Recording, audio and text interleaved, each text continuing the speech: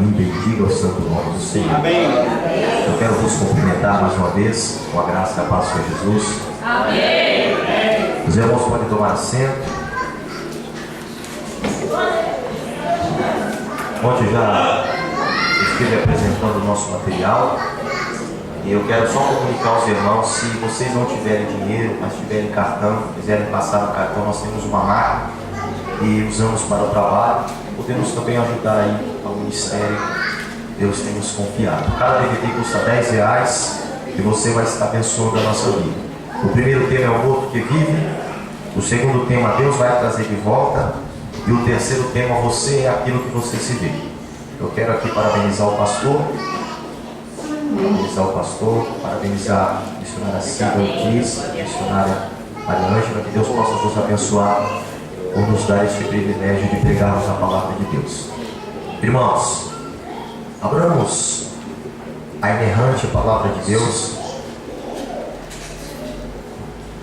a revelação de Apocalipse,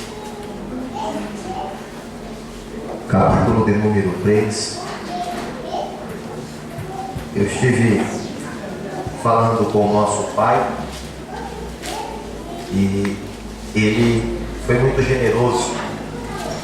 Nós vamos ler aqui Apocalipse capítulo 3, versículo de número 7 ao 12, a sexta carta à igreja de Filadélfia. Ao anjo da igreja de Filadélfia escreve: isto diz o que é santo, o que é verdadeiro, o que tem a chave de Davi, o que abre e ninguém fecha, e fecha e ninguém abre. Conheço as tuas obras, diante de ti pus uma porta aberta que ninguém pode fechar. Senão, sei que tem poucas forças, entretanto guardaste a minha palavra e não negaste o meu nome. Farei da sinagoga de Satanás aos que dizem judeus e não são, mas mentem. Farei que venham e adorem prostrado aos teus pés, e saibam que eu te amo. Visto que guardaste a palavra da minha perseverança, também te guardarei da hora da tribulação, que há de vir sobre todo o mundo, para provar os que habitam sobre a terra. Venho sem demora, guarda o que tens, para que ninguém tome a tua coroa. Ao que vencer, eu farei coluna no templo do meu Deus, de onde jamais sairá. Escreve sobre ele o nome do meu Deus e o nome da cidade do meu Deus, a nova Jerusalém que desce do céu, da parte do meu Deus, e também o meu novo nome. Quem tem ouvidos, ouça o que o Espírito diz às igrejas. Amém. Pode tomar sua cena. Olha para o teu irmão e diga: se Deus falar com você, abre a tua boca e dê glória.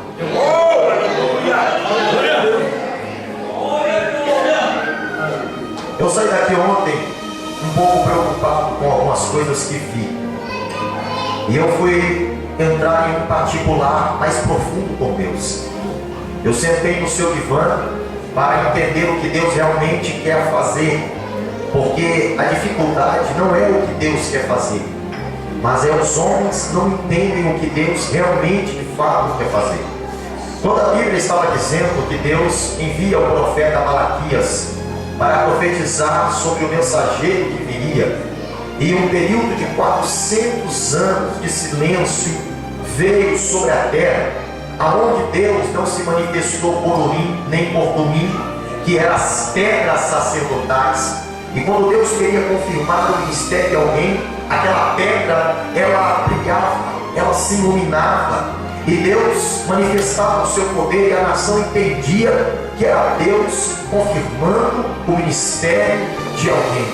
Mas por 400 anos os homens, eles se desesperaram, porque Deus estava calado, os céus estavam em silêncio, apenas observando a atitude de cada ser humano, a atitude dos seus filhos.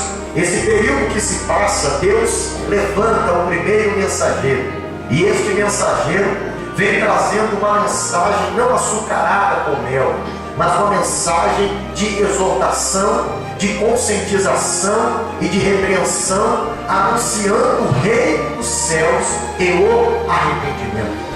Ele vai profetizando, mas ele não vem pregando em grandes catedrais, ele não vem anunciando a palavra em grandes cruzadas, maratonas e estádios. A Bíblia apresenta que ele vai anunciando a palavra de Deus no deserto, clamando no deserto, apregoando no deserto. Quando ele vai passando-se esta fase, a Bíblia apresenta que levanta-se o segundo mensageiro, nascido de uma mulher pura.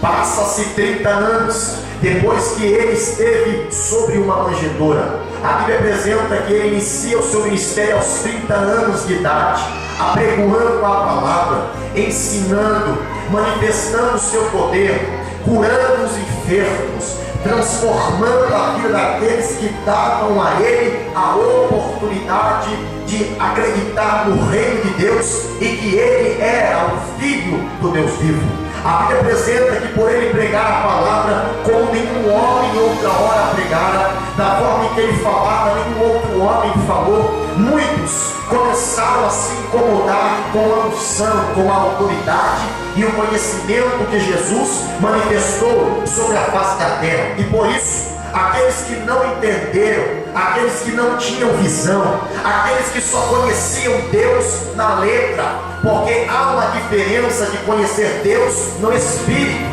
Paulo declarou, enfatizando que a letra mata, mas o Espírito vivifica.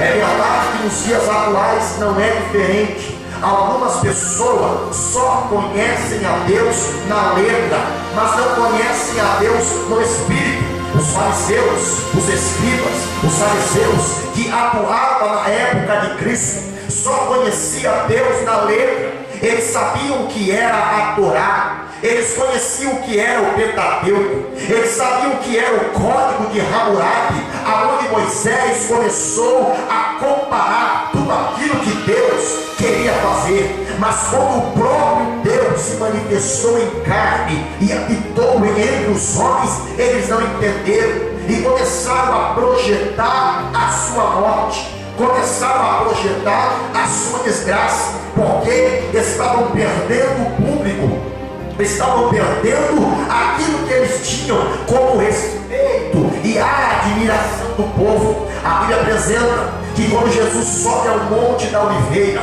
juntamente com os seus discípulos, ele entoa um hino. Eu não sei qual foi o hino que ele entoou, mas eu posso até meditar e refletir. Quem sabe ele não entoou o hino da harpa. Foi na cruz, onde um dia eu vi o pecado de toda a humanidade sendo colocado para novamente reconciliar Deus com os homens. Logo após este momento, os soldados vêm para o prender e o prendem. A Bíblia apresenta que ele é açoitado.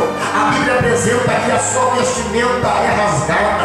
Os soldados sorteiam sorte sobre a sua veste. Vem um e gospe sobre a sua face, o outro vem e esbofeteia a sua face. A Bíblia apresenta que quando ele se apresenta diante de Pilatos, Pilatos olha para aquela situação e diz: tenho poder para te soltar, mas tenho poder também para te condenar. A Bíblia vai dizendo que a mulher de Pilatos olha e envia um bilhetinho: não se envolva com este justo, porque ele só muito sofrer por causa do seu nome. Ele fica preocupado, ele lava as suas mãos, mas no meio da multidão, a multidão vai nomeando e determinando a sua sentença. Ele deve ser morto, ele deve ser crucificado. Solte Barrabás, libere Barrabás. Nós entendemos que Cristo então vai subindo pela via dolorosa, levando aquela cruz castigante que não era dele. Ele não era culpado, ele levou o meu pecado, o seu pecado, o pecado de toda a nação sobre os seus ombros.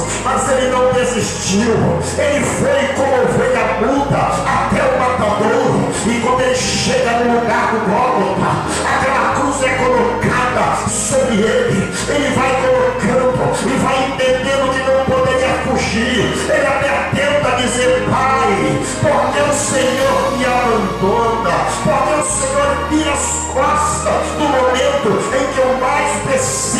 ti, mas ele foi fiel até o último momento daquela cruz.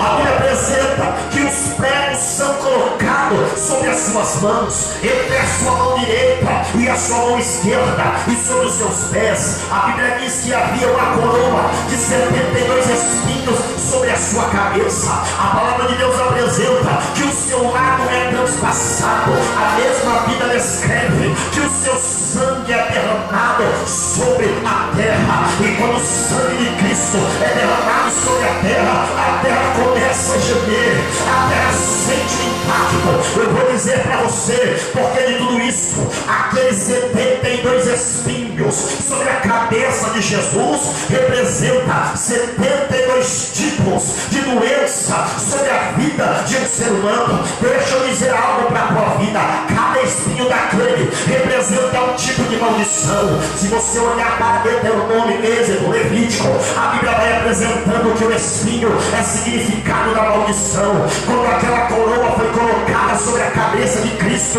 Deus estava apresentando que todo tipo de maldição foi caindo por terra, porque Deus não nos levantou para ser cauda, Deus nos levantou para ser cabeça. Toda maldição, toda praga, toda maldição hereditária, toda inveja, todo orgulho, toda obra de macumbaria foi caindo por terra através daquela coroa de 72 espinhos. Toda maldição que era sobre nós foi derramada sobre Cristo, e Cristo se transformou maldito para que a bênção de Deus Pai pudesse estar sobre a nossa vida. Mas a Bíblia vai apresentando que o prego sobre a sua mão direita representava todo o argumento cancelado. Cada vez que o adversário se apresenta ao trono de Deus, à destra de Deus, para tentar nos julgar, para tentar nos condenar, para tentar se andar com a nossa vida, como fez com a vida de Pedro, Jesus não diz nada. Deus olha para Jesus e diz: e aí, como vai o meu filho Reinaldo? Como vai o Carlos? Como vai o Marcos? O diabo quer apontar, o diabo quer julgar, o diabo quer condenar. A única coisa que Jesus faz, ele mostra as suas mãos e começa a dizer: todo argumento foi cancelado. Na verdade ela é falha, na verdade ela é pecadora, mas eu justifico ele, eu justifico ela. Aqui está a marca que foi marcada na cruz do Calvário. Oh, bendito és o Senhor. Mas a Bíblia apresenta que Jesus foi ferido sobre as costas, tendo aproximadamente 420 cortes, cortado com metais, com ossos que feriram as suas costas. A palavra apresenta que ele levou 39 chibatadas nenhuma. Sabe o que acontece? Através da ciência descreve que existe 39 tipos de doença, e qualquer outro tipo de doença que apareça é uma ramificação dessas 39 chibatadas. Sabe que Deus quer apresentar para você que pelas suas pisaduras nós somos sarados. O castigo que nos traz a paz estava sobre os seus ombros. Sabe que a Bíblia quer apresentar para você que não existe AIDS, nem câncer, nem ebola, não há dor de cabeça que não possa ser curado no poderoso nome de Jesus. A Bíblia diz que verdadeiramente ele tomou todo tipo de enfermidade sobre ele, e eu quero profetizar que a unção da cura está aqui para te curar, na tua alma, no teu emocional, no teu psicológico, no teu mental. Deus vai passar sobre você através do poder do Espírito Santo. Mas a Bíblia vai apresentando que a morte não consegue vencer Jesus, porque por 4 vezes a morte cruzou o caminho do autor da fé. A primeira vez foi na casa de Lázaro, a segunda vez foi na casa da filha de Jairo, a terceira vez foi na casa da viúva de Naim, mas a quarta vez a morte não conseguia tomar a Jesus. Jesus, vendo que a morte não tinha jeito sobre ele, ele se entrega à morte e diz: toma a minha vida para cumprir o propósito do meu Pai. Ele desce até o mais profundo do Hades, prega as almas perdidas que já estavam antes da reconciliação, antes do véu se rasgar de alto a baixo, leva consigo o cativeiro. Mas a Bíblia apresenta que no terceiro dia ele volta e ele aparece dentro de um lugar aos seus discípulos. Mas havia um que era tão descrente, que não acreditava em poder, não acreditava em milagre, é crente ruim. Ouve a palavra, sabe que Deus pode, sabe que Deus faz, sabe que Deus tem todo o poder, sabe que Deus está no controle de todas mas ele não acredita, ele duvida de também, meu irmão. Eu vou dizer uma coisa para você: é melhor você começar a ver com outros olhos, porque se você duvida do poder de Deus, pode ter certeza que vai duvidar até da tua salvação. Mas Deus não te chamou para duvidar, Deus te chamou para andar pela fé, Deus não te chamou para andar por vista, Deus te chamou para andar pela fé. A Bíblia apresenta que Jesus apresenta Tomé e diz: Tomé, tu não acredita que eu ressuscitei, mas coloca teu dedo aqui, vê essa marca, sou eu mesmo, Tomé. A palavra de Deus vai declarando que Jesus fica 40 dias com seus discípulos, os ensinando, os instruindo, cantando a ele as informações devidas e apresentando alguns dos seus relatos. E ele diz: eu vou subir para o Pai, mas vai descer alguém que não vai nos deixar órfãos. Enviarei o Consolador, o Espírito da verdade, que o mundo não pode conhecer. A Bíblia diz que ele deixo-vos a paz, a minha paz vos dou, e não vou lá dou como o mundo dá. Jesus, depois desses 40 dias, sobe aos céus, e o que os seus discípulos fazem, a Bíblia descreve em Atos, capítulo 1, que eles estavam todos reunidos, clamando, jejuando. Passa-se o primeiro dia, passa-se o quinto dia, passa-se o 11º dia, passa-se o 20º dia, e nada acontece. Passa 50 dias e nada acontece. Mas quando se deu 60 dias, a Bíblia vai dizer em Atos, capítulo número 2, o texto grego diz: Caienemeto, Abinoeques, Eurano, Ecosostes, Teromenes, Pinoespiaias, Caimplenocetomotoroicano, Exancatenenoi. Quando ninguém mais esperava nada nem isso, veio do alto um vento, como no meio da tempestade, e soprou aonde todos estavam reunidos, e encheu-se a casa de glória. Deixa eu dizer uma coisa para você: a Bíblia apresenta em Cantares que a rainha Sunamita disse: vem tu vem do sul, vem tu vem do norte, e habita no meu jardim. A Bíblia vai apresentando Ezequiel capítulo 37, que quando Ezequiel vai dentro daquele vale, ele olha dentro do morto, e ele fala: o que vai acontecer, Senhor? Deus olha para ele e diz: abre a boca, Ezequiel, e profetiza. E ele vai dizendo: dentro que sopra do norte e do sul, sopra esses mortos e fazem reviver. Deixa eu dizer uma coisa para você, meu irmão: o vento de Deus vai soprar aqui. A Bíblia apresenta que João disse: o vento sopra onde quer, e não há quem possa ouvir a tua voz. Aí vem esses tipos de crentes religiosos que não entendem nada de poder de Deus, que não entendem da glória de Deus, que não entendem o que Deus quer fazer, e critica quem pula, quem rodabeia com a pessoa, quem planta a bananeira dentro da igreja. Deixa eu dizer uma coisa para você, meu irmão: crente que não tem mais poder no efeito da palavra, ele está morto, precisa ressuscitar, precisa aceitar Jesus de novo. Crente que não acha a palavra, precisa nascer de novo.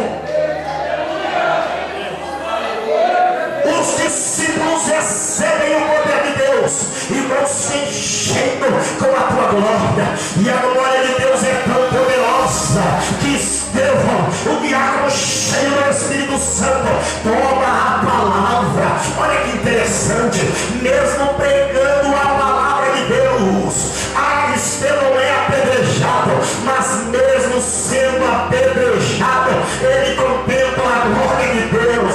Mesmo sendo apedrejado, ele olha para os céus e vê o Filho de Deus assentado à destra do Pai. Meu irmão, está doendo, está chorando, está gemendo, não abandone a tua cruz. A glória de Deus vai aparecer sobre a tua vida, a glória de Deus vai aparecer sobre a tua casa, a glória de Deus vai aparecer sobre o teu lar. Deus preferiu um diácono cheio do Espírito Santo morto e um Saulo que perseguia a igreja viva, mas este Saulo se transformou em Paulo pequeno, e só ele ganhou um continente inteiro para o Senhor Jesus.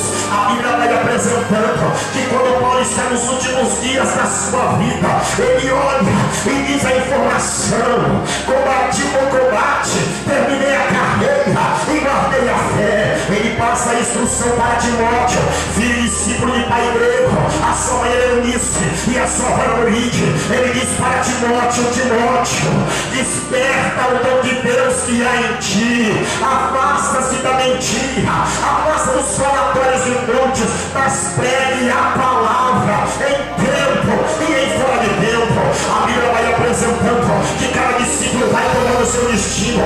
Pedro é crucificado de cabeça para baixo, porque não quer morrer como mestre. Ele diz: eu não sou digno de morrer como meu Senhor. A Bíblia diz que André olha na situação da sua morte e diz: não quero morrer como meu Senhor. E crucifica de X, porque eu não sou nada diante da presença de Deus. Mas havia um que a morte não conseguia vencer, havia um que a morte não conseguia cruzar o seu caminho. Ele era João. João, aos 90 anos de idade, é ensinado na ilha de Patmos. O imperador da época pega João, joga João dentro de um carneirão de óleo fervendo, mas o óleo que estava dentro de João borbulhava mais fogo do que o óleo que ele foi jogado, meu irmão. Tem crente que só tem aparência, mas tem crente sendo renovado, transformado pelo poder da palavra de Deus aqui esta noite. Louvado seja o Senhor. A Bíblia vai dizendo que quando João, aos 90 anos de idade, está ensinado na ilha de Patmos, ele tem uma visão. Diga comigo: visão. E o que é a visão, diáconos Marco? A visão, ela tem 5 tipos de propósito. A primeira visão vem para revelar o futuro. Foi o que aconteceu na vida de José. Deus revelou o futuro, que ele seria melhor e maior do que todos na sua casa. A segunda visão, ela vem para advertir. A Bíblia apresenta que Abimeleque, quando pensou que Sara era irmã de Abraão, tentou tomar ela como mulher. Deus colocou o dedo no nariz de Abimeleque e disse: não toque nesta mulher, porque ela tem marido. A terceira tipo de revelação, ela vem para poder nos orientar. A Bíblia apresenta em Mateus capítulo 1 que quando José tentou abandonar Maria, o anjo veio até ele e disse: não temas receber Maria, porque o que nela está sendo gerado vem do Espírito. E a quarta revelação ou visão, ela vem para revelar uma necessidade. A Bíblia apresenta que quando Paulo deita para dormir, ele tem uma visão de um homem macedônio dizendo: atravessa a Macedônia e vem nos ajudar. Mas essa primeira revelação que vem para revelar o futuro foi o que aconteceu com João. João estava lá dizendo: ele subiu aos céus, os meus amigos estão mortos, Pedro, André, cada um deles foi morto, e João está lá chorando, mas pregando a palavra, lutando, anunciando o evangelho, e vai dizendo: filhinhos, não pequei, mas se pecarmos, temos um advogado no céu, Jesus Cristo justo. E aí Jesus aparece a ele e diz: não tema, João, eis que o que foi morto e reviveu, e a morte venceu. Ele está aqui para falar contigo. Ele é o primeiro e o último, o alfa e o ômega, o princípio e o fim, o Emanuel, Deus conosco. Ele é o Jeová Jireh, Deus da provisão. Ele é Jeová Shammah, o Senhor que está presente. Ele é Jeová Siddiquento, o Senhor justiça nossa. Ele vai vendo o Senhor Jesus aparecendo para ele, e não aparece da mesma forma. Os seus olhos são como chama de fogo, os seus pés são como um latão reluzente, a sua voz é como a voz do leão da tribo de Judá. E João vai entender o projeto, e ele determina: João, tu vai pegar uma pena, vai pegar um pergaminho e vai começar a escrever, vai começar a anunciar. Olha para o teu irmão, diga: se prepara. Diga para o teu irmão: se prepara. Deus começa a escrever uma nova trajetória para a tua vida. Deus começa a escrever uma nova página para a tua vida, uma página de milagre, uma página de vitória. Se prepara, meu irmão. Quem te viu caído vai te ver de pé, quem te viu prostrado vai ver você glorificando a Deus. Se prepara, porque assim como Ana, onde estava colhendo espiga, Deus preparou um trono para ela. Quem sabe hoje não está colhendo espiga, mas Deus vai te dar uma visão que vai mudar toda a sua vida.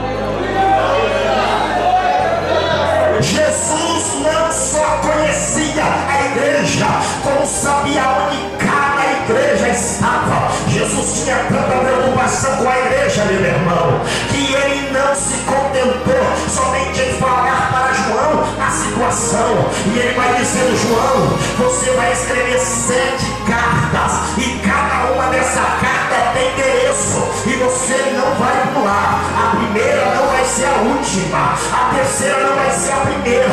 Escreve, João. A primeira igreja que João escreve é a igreja, a carta de Éfeso, a igreja que estava passando por um período difícil, a igreja que era perseverante no trabalho. Ela tinha muita ação social, mas estava se esfriando no espírito, não tinha mais glória a Deus. Quando o pregador pregava, tinha que ter o sininho, não tinha mais manifestação. A igreja trabalhava muito, mas de poder estava se esfriando, não tinha mais perdão, não tinha reconciliação, não tinha amor, não tinha sensibilidade no espírito. Esta foi a primeira carta escrita. O mensageiro então seguiu para o norte, para a igreja de Esmirna e Pérgamo. Quando ele chega em Esmirna, Jesus vai apresentando que a igreja era pobre, mas que possuía uma riqueza espiritual que as outras não tinham, e que enfrentava um período de perseguição. Quando então João vai dar o mensageiro para a terceira carta de Pérgamo, a igreja era perversa, vivia um ambiente cheio de heresia. O que habitava lá é que o poder tinha que ser derramado sal dentro da igreja. Precisava vender o homem de Israel para prosperar. A gente não precisa de nada disso, meu irmão. Para perdoar pecado é o sangue de Jesus. Para ver a glória de Deus é pregar o nome de Jesus. Para ver a manifestação do poder de Deus é jejum e oração. A gente não precisa de luz vermelha nem luz azul, não precisamos de fumacinha, não precisamos de inovação. O que nós precisamos é nos entregar sem reserva para ver a glória de Deus nascer sobre a nossa vida. Mas o mensageiro vai para a quarta igreja, a igreja de Sardes, a igreja moribunda, satisfeita consigo mesmo. A Bíblia apresenta que Paulo disse em Coríntios capítulo 15 que se nós esperarmos em Deus somente para esta vida, nós somos os homens mais miseráveis deste mundo. Há pessoas, pastor Reinaldo, que já estão tão contentes com a terra que não desejam mais os céus, porque se tornou fácil demais. Carros com ar condicionado, quando a gente chega no shopping, a porta abre sozinho. O céu se tornou, a terra se tornou tão bom para algumas pessoas que é churrasquinho todo final de semana. Na casa dele não tem oração, é pura carne. Hoje o que mais tem é carne do que espírito. Só tem hino que balança o corpo. É hino que vai para cá, é hino que vai para lá, mas não é hino que fala com a alma, não é hino que cura a alma. Hoje, os hinos de hoje é só para levantar o ego do homem, para falar que não importa quem você é, não importa o que você fez, Jesus conhece você, e se você continuar pecando, Ele vai te perdoar. A Bíblia diz que Deus é amor, mas Ele é justiça. Os homens estão se esquecendo disso.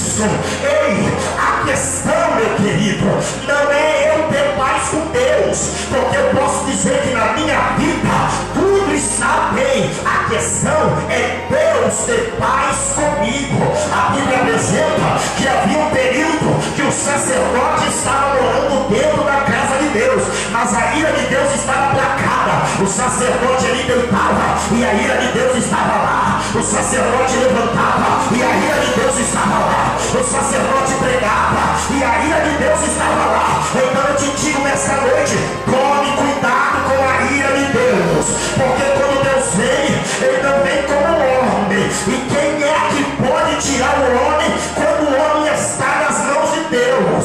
Não tem ninguém, não tem presidente, não tem conversão, não tem nome, não tem dinheiro que possa tirar o homem das mãos do Senhor. E essa igreja estava infectada, satisfeita consigo mesmo, pensando: não preciso orar mais, eu sou salvo, não preciso mais pagar o preço, eu sou salvo. Ei, eu vou dizer uma verdade aqui, sinto muito por dizer isso: o que mais tem nos nossos dias são fariseus. Por quê? Porque a Bíblia apresenta em João capítulo 8 que havia uma mulher pega em ato de adultério e usava a lei. Chegaram para Jesus na lei jurisprudência e disseram: a lei descreve que quem for pego em adultério deve ser digno de morte. Pode observar, quem disse não foi João, não foi Pedro, foi Cristo. Ele disse, simplesmente escrevendo na areia. Todo mundo ficou indignado e disse, agora a gente pega ele, a gente vai matar ele, a gente vai destruir ele. Jesus continuou escrevendo sobre a areia, e ele olhou e disse, aquele que não tem pecado, atire a primeira pedra. Ele estava dizendo, embora ela possa ser uma adúltera, mas você é um mentiroso e não chega. Embora ela possa ser uma pecadora, mas você é um caluniador.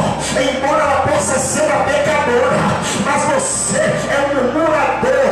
E para Deus não tem pecadinho nem pecadão. Tudo é pecado, tudo é pecado. Não pensa que só o erro vai conduzir uma pessoa para o inferno, meu irmão. Porque o único pecado que não tem perdão é a blasfêmia do Espírito. E eu vejo muitos pastores pregar, quando prega sobre a volta de Jesus, que vai ser lugar de surpresa, e vai ser mesmo. Porque o que tem de gente batendo no peito, dizendo, eu sou santo, eu faço, eu posso, eu não errei, eu não fracassei, eu não deslizei mais. E aí, o que adianta? Você pode ter tudo isso, aí a pessoa não pode ter nada como essa mulher fraca. Ela pode ser como aquele fariseu que batia no peito e dizia assim, eu jejuo 3 vezes ao dia, eu dou dízimo, eu sou o pão, eu sou o cara, eu sou fera. Mas o publicano não, ele dobrou o seu joelho, levantou as mãos e disse, Deus, tem de misericórdia de mim, porque eu sou pecador. Embora tem muita gente que pensa que já está salvo, olha o que a Bíblia diz, aquele que estava na cruz, ele era ladrão, ele era digno de estar lá, mas quando ele olhou para Jesus e disse, Senhor, me perdoa, lembra de mim no teu paraíso, Jesus disse, hoje mesmo estará comigo. Sabe por quê? Porque a salvação não é tua, a salvação é de Deus. Os homens nos julgam todos os dias, mas Deus vai julgar uma vez só, e Deus sabe quem é e quem não é, Deus sabe quem pode e quem não pode. E já foi dito aqui nesta noite que o verdadeiro soldado não é aquele que está caído, mas quando ele se fica de pé, ele se torna um guerreiro. E eu digo para você, meu irmão, caiu, levante-se, sacode a poeira da roupa, levanta a tua cabeça, vai para cima, porque a guerra ainda não acabou, ainda existe uma guerra sendo travada, para que você possa permanecer salvo. Bendito é o Senhor. Quem está sentindo a presença de Deus, levanta a tua mão, vai dando glória, vai glorificando, vai adorando. Cristo é lindo, Cristo é tremendo, Cristo é meu. Mas a sexta carta é a carta à igreja de Filadélfia, a igreja fraca, mas verdadeira. Sabe quem era Filadélfia? Filadélfia era a igreja mais jovem das 7 igrejas. Ela foi fundada por Átilo II no ano de 159 depois de Cristo. Átilo amava tanto ao seu irmão Elimeu que apelidou aquela cidade de Filadélfos, o que ama o seu irmão, a qual deu o nome. O nome Filadélfia significa amor fraternal.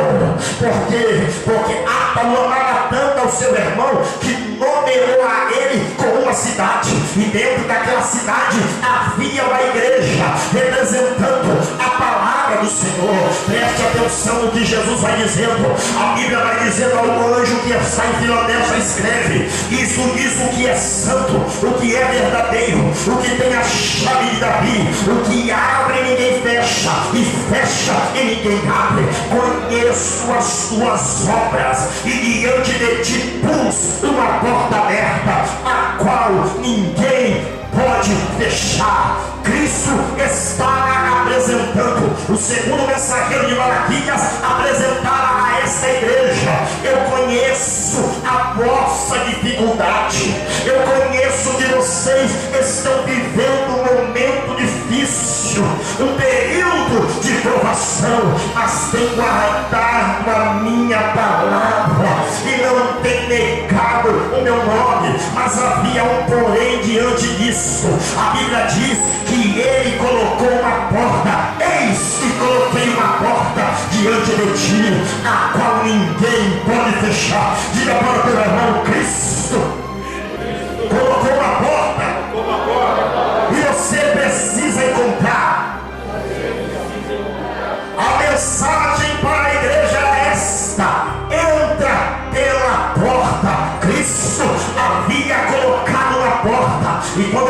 sobre porta, eu estou falando sobre o lugar de decisão. Quando eu falo de porta, eu estou falando do lugar aonde nós teremos uma escolha. A Bíblia apresenta em João 10:9: entra pela porta estreita, porque larga é o caminho e espaçoso é o que conduz à perdição, e são muitos os que entram por ela, porque a porta é estreita e apertado o caminho que conduz para a vida, e são poucos os que entram para ela. Aqui Jesus apresenta dois caminhos diferentes. Um caminho leva à perdição, um caminho de vaidade, um caminho de orgulho, um caminho de promiscuidade, um caminho de avareza, um caminho de desobediência, um caminho de rebelião, um caminho de impureza, um caminho de infidelidade, aonde muitos estão entrando nos dias em que nós estamos, meu irmão. Eu fico preocupado, mas a minha maior preocupação é com o futuro dos meus filhos, porque se a igreja está vivendo este caos hoje, o que será da igreja daqui a 10 anos, daqui a 20 anos, se Jesus não voltar? A igreja tem entrado pelo caminho que eles não entendem mais o que Deus quer fazer. A falta de temor para com Deus é tão grande. Por quê? Porque hoje Deus já não abre mais terra como abriu no tempo de Moisés para engolir aqueles que se levantaram contra Moisés. Hoje o Espírito não fulmina mais como fulminou no tempo de Pedro, Ananias e Safira, e este caminho está conduzindo muitas pessoas para o inferno. Quantos estão dentro da igreja vivendo enganados? E quando eu digo enganados, é vivendo de aparência, porque Deus não quer que o homem use máscara, e tem muita gente usando máscara dentro da igreja. E a minha maior preocupação com tudo isso é chamada de altar. Por quê? Porque hoje as pessoas, elas preferem viver uma vida de pecado escondida atrás de uma religião, e é o que estava sucedendo hoje. As pessoas vêm pregar a palavra de Deus, mas acabam de se encontrar e vão pecar, vão para lugares que não é para ir, vão beber aquilo que não é para beber. E Jesus está dizendo que o caminho que leva à perdição é muito grande. Hoje os cantores gospel, em vez de cantar por amor e saber que o que eles estão fazendo vai ter uma recompensa no céu, eles querem cantar, mas cantam por dinheiro, não cantam para ganhar alma, não cantam para fazer a obra de Deus. Mas ainda aqui tem uma igreja que pode ser fraca financeiramente, mas sempre entende o que Deus quer fazer, entende o que Deus quer falar. Ei, militantes de Jeová, a palavra de Cristo, chegou a hora da gente levantar, porque você não é a escolha, você é o melhor da terra. Deus te levantou para ser a luz, Deus te levantou para ser o sal, Deus te levantou para ser o pregoeiro da palavra. Desperta do que dorme, anuncia a palavra, porque falta pouco tempo.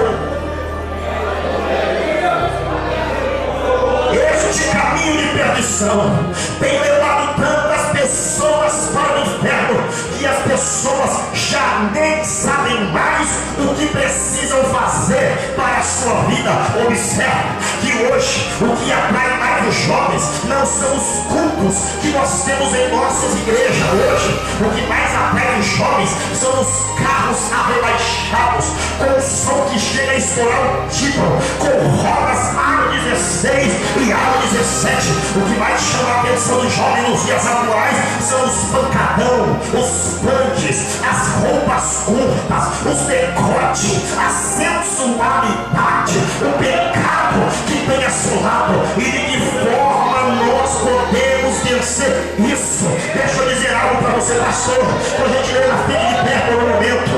Louvado seja o Senhor. A Bíblia apresenta que Moisés estava no meio da batalha, e a batalha estava travada, a nação estava perdendo. E o que acontece? Josué pega de um lado de um braço, Caleb pega do outro lado, e a Bíblia vai declarando que enquanto Moisés estava com as mãos levantadas, o povo ia caminhando, o povo ia. Você não pode tomar cedo, meu pastor,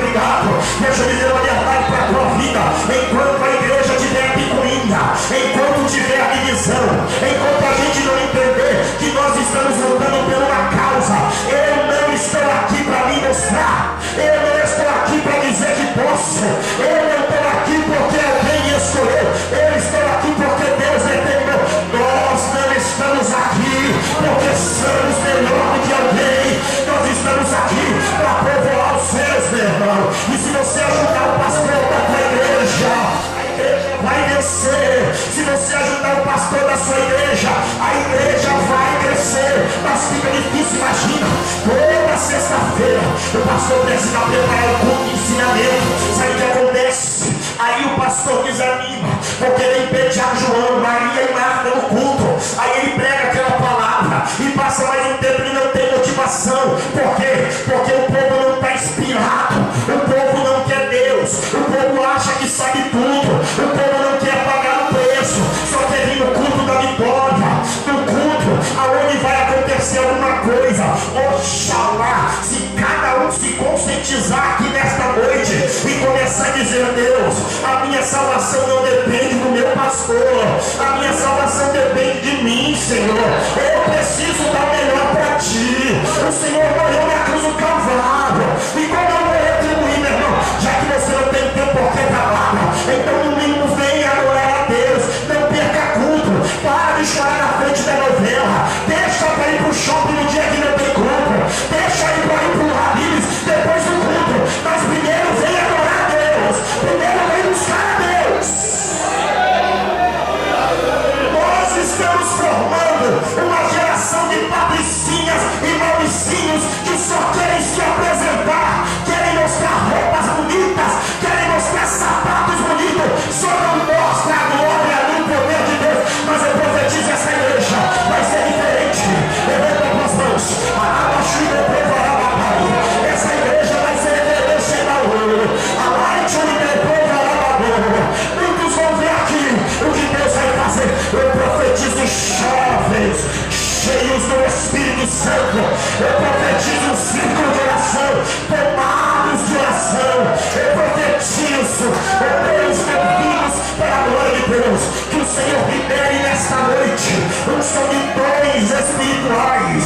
Que Deus libere dom da palavra, dom da cura, dom de visão, dom de profecia, dom de interpretar a língua. Ei, Filadélfia, Ele conhece que o caminho é difícil, a porta é estreita. Ele sabe que você tem pouca força. Ele sabe que o diabo vem com tudo para te tirar da presença de Deus. Ele sabe que o diabo vem para tentar te destruir. Mas nessa noite, meu irmão, morre a tua maquiagem, mas chore. Agradeça a Deus pela tua vida. Agradeça a Deus pela tua salvação. Quebra o teu protocolo. Quebra este tabu. Você não está na presença de homem. Você não glorifica homem. Você enaltece o nome de Deus. E quando glória sobe, mais glória desce. Quem abre a boca recebe mais. Porque nunca vi peixe de boca fechada recebeu alguma coisa. Mas abre a tua boca para glorificar. Porque o Espírito de Deus quer trabalhar aqui.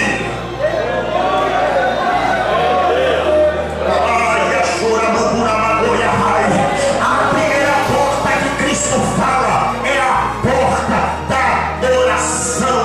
Não há caminho para a vitória, não há caminho para o sucesso, não há caminho para o milagre, não há caminho para a cura, não há caminho para o batismo com o Espírito Santo, não há caminho para os jovens cheios do Espírito Santo, não há caminho para a igreja triunfar se não for através da oração. A oração é o termômetro espiritual que mede a nossa vida com Deus. E como é difícil, não seja hipócrita com você mesmo, mas diga, meu irmão, quantos dias você orou por este congresso para Deus salvar almas, para Deus batizar almas, para Deus fazer algo grande, para este congresso de 2015 que não vai mais voltar, ficar na história.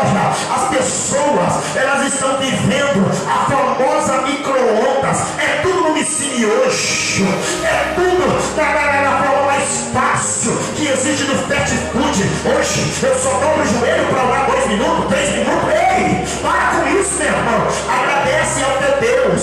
Viva uma vida de oração. Viva uma vida diferente, seja diferente dos outros, porque a oração é o caminho que move as mãos de Deus. E quando o crente ora, ele tem resposta. resposta. Quando o crente ora, ele vê milagre. Quando o crente ora, ele vê Deus trabalhar. Quando o crente ora, ele passa pelo vale, mas ele passa sabendo que a vitória é certa. Quando o crente passa pela jornada, ele passa, mas ele sabe que através da oração ele é mais do que vencedor, ele é mais do que vitorioso.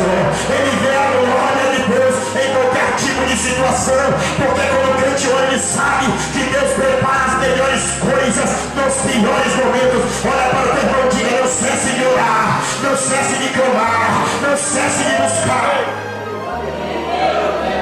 Oh, Rabaia, choramando e arabadai. O caminho da oração é tão terrível que quando uma pessoa busca a presença de Deus, a vida dela é transformada. Agora olha aqui para mim, meu irmão, olha aqui para mim. Por que será que nos dias em que nós estamos vivendo, as pessoas vêm para o culto sorrindo e voltam bicudo? Por quê? Porque quando Deus está falando, a nação entende que é um homem, porque não aceita a repreensão, não aceita puxão de orelha, não aceita a advertência. Mas quando é benção, a igreja glorifica. Ele diz uma coisa, eu vou falar para você: você quer ver Deus trabalhar na tua vida? Então adore a Deus em todo momento, em qualquer circunstância, porque o evangelho de hoje tem sido deteriorado. As pessoas não querem mais colocar a vida no altar, e quando a mensagem é dura, a primeira coisa que ela faz, ela fica 15 dias sem vir à igreja. Larga a mão de ser rebelde, porque nesses dias, 15 dias que você fica sem vir, Jesus pode voltar e você vai ficar. E não adianta fazer bico, meu irmão, porque aqui é a casa do Pai. O Pai usa o vaso como quer, ele fala como quer. A obra é de Deus, não é de homens. A palavra é de Deus, não é de homens.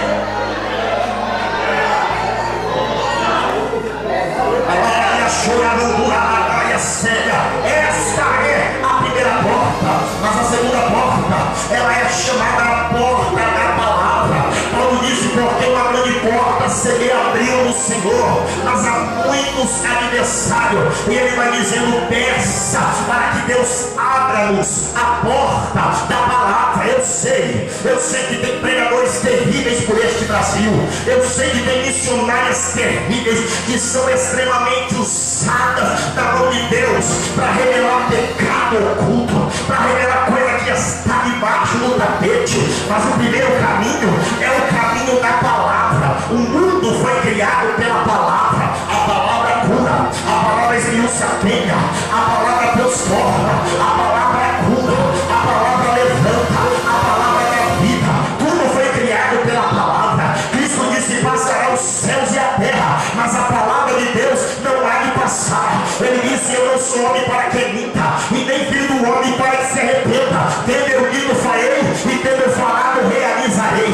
A palavra é tão terrível que ele está dizendo para você esta noite: eu te conheço por dentro e por fora, eu sei até onde vai o teu limite. Mas ele diz para você: coloquei diante de ti uma porta aberta, visto que tem pouca força, mas guardaste a minha palavra. Visto que guardaste a minha palavra e perseveraste, também te guardarei na hora da tribulação que há de vir sobre todo mundo, para provar os habitantes da terra. Venho sem demora, guarda o que tem, para que ninguém tome a tua coroa, meu irmão. Guarda mesmo, guarda mesmo, guarda o que você tem que ser fiel até a morte, e ele vai te dar uma coroa de vida.